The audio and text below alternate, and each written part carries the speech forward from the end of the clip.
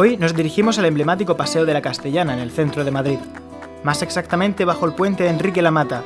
Allí se encuentra el Museo de Arte Público de Madrid, antes conocido como el Museo de la Escultura al Aire Libre de la Castellana, donde se exponen 17 esculturas abstractas de los mayores artistas de este país, como Chillida o Miró. Abierto desde 1972, aunque su inauguración se pospuso a 1979.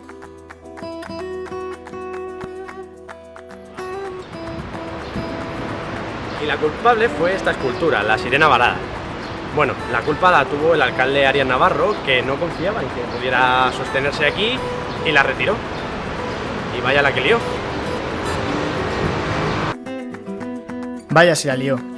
El museo no se inauguró. Y no solo eso, la obra, llamada La Sirena Varada del artista Eduardo Chillida, se transformó en un símbolo de lucha a favor de la democracia.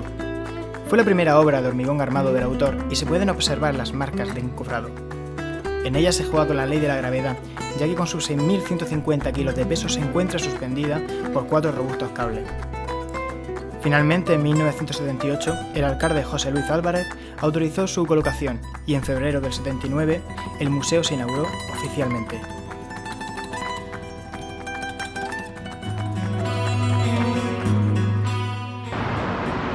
Por supuesto, esta no es la única obra con un significado político y reivindicativo. Otro ejemplo de la fusión entre política, arte y sociedad es esta obra. Así es, y es más evidente en su nombre, ya que se trata de la pequeña hoz o El hoz y el martillo, de Julio González. Donada al museo por su hija Roberta, se trata de una ampliación en bronce a partir de una obra original realizada en hierro forjado. Fechada en 1937, en plena guerra civil, pone en manifiesto la postura del artista en la contienda y se relaciona con el arte beligente del momento, influido por la estética y el arte soviético. Es considerada un magnífico ejemplo de tendencia abstracta del autor, donde juega con los espacios vacíos y los volúmenes donde se dibuja el espacio. Junto a estas obras se encuentra Toros Ibéricos, de Alberto Sánchez. En esta obra se advierte la añoranza del autor por los temas españoles. La composición vertical con superficies curvas, así como la tendencia de aglutinar los volúmenes de las figuras en un solo conjunto, es un rasgo característico del autor, algo que se aprecia perfectamente en la obra aquí expuesta. Y subiendo estos escalones vamos a la segunda terraza de esta primera parte del museo.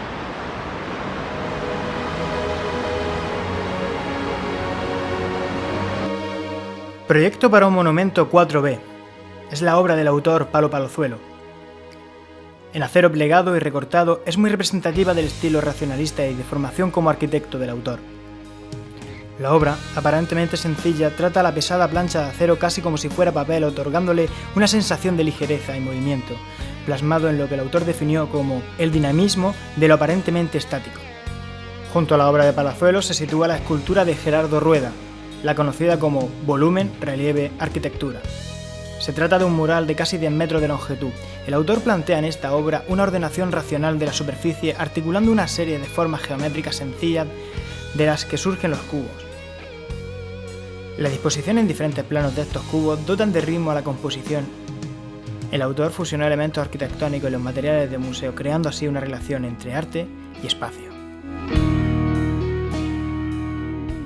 Si hay un autor de gran reconocimiento en el arte en nuestro país, ese es Joan Miró, el cual contribuyó al museo con Mere Ubu, esta mujer pájaro que configura una especie de animal fantástico o ídolo primigenio. Una obra muy representativa del expresionismo que desarrolló en su última época, donde el artista transforma las formas aparentemente sencillas en sólidos monumentos. En esta obra abundan los temas representados por el artista, como son personajes, mujeres y pájaros. Estamos en la tercera terraza del museo. Esta contiene 7 de las 17 obras en total, lo que la convierte en la zona más amplia y con más obras. Obras como el móvil de Sempere. El autor idealista y promotor del museo colaboró con una obra compuesta por varillas de acero inoxidable, presentado en 2 planos cuadrados suspendidos verticalmente y paralelos. La superposición de estas líneas produce una serie de sensaciones que fueron previamente calculadas por el autor. Esta obra, al igual que la de Chillida, se encuentra colgada, lo que le otorga movimiento y un constante dinamismo. Justo enfrente de la obra de Sempere encontramos la escultura de Rafael Leoz, titulada con el sencillo nombre de Estructuración hiperpoliédrica del espacio. La obra, realizada en acero inoxidable, está compuesta por cuerpos geométricos, cubos y poliedros, unos dentro de otros, como si de una matriusca se tratara. La obra fue definida por el autor como la representación volumétrica, simbólica y comprendida, en la que se estudia una determinada división y ordenación espacial del cubo.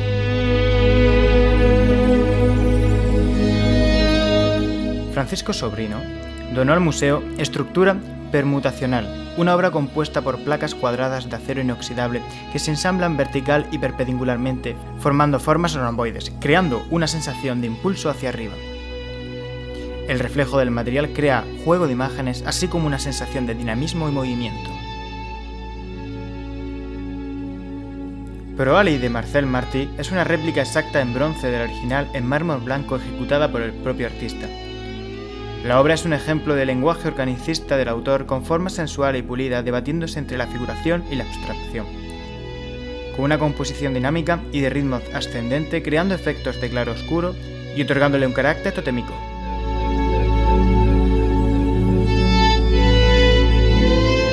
Junto a Proali encontramos Un món per a infants, que significa en valenciano Un mundo para niños, de Andreu Alfaro, compuesta por 16 barras de acero inoxidable rectas e igual tamaño, engarzadas unas a otras por un eje en posición de abanico, produciendo dinamismo y movimiento rotatorio en el espacio.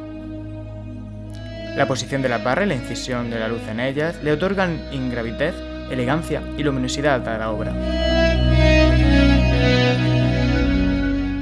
En el centro del estanque, alimentado por la espectacular fuente, se expone Mediterránea, la escultura de Martín Chirino, compuesta por láminas de acero pintadas de rojo brillante. El color pretende atenuar las líneas y acentuar el carácter liso de la superficie y conferir sensación de ligereza.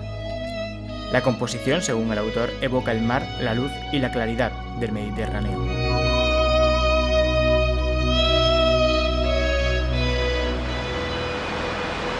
No todas las esculturas de esta zona son de metal. Subirats quiso marcar la diferencia con al otro lado del muro, en hormigón y piedra caliza. Con este monolito de hormigón de carácter arquitectónico atravesado por 6 esferas de piedra caliza, el artista realiza un juego de contraste tanto en formas como en materiales. Una de las características de la composición es la frontalidad, junto con un gran sentido del equilibrio y la simetría, que es simbolizada por las propias figuras esféricas. La obra representa la secuencia de la trayectoria del recorrido de la esfera atravesando un muro. Y yo voy a la parte más alta del museo, mientras os dejo con esta maravilla de Ribera.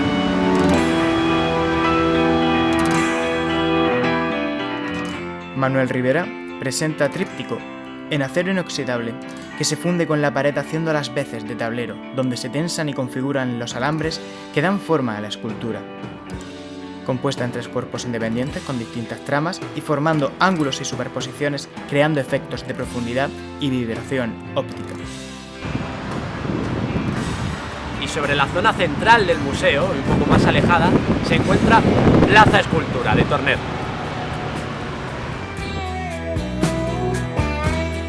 En la pequeña plaza que sirve de mirador del museo se encuentra la obra de Torner. Fue ideada como fuente, aunque en su elaboración se desvirtuaron los materiales, así como la idea original. Consta de una plataforma de granito pulido con 4 elementos geométricos dispuestos que, según el autor, aluden a una esfera que no existe. Y apartada del resto del museo, al otro lado de la calle se encuentra Unidades Junta, de Pablo Serrano, compuesta por 2 piezas de bronce independientes de formas redondeadas que representan las fusiones de las fuerzas opuestas, lo material y lo espiritual, la vida y la muerte o lo masculino y lo femenino.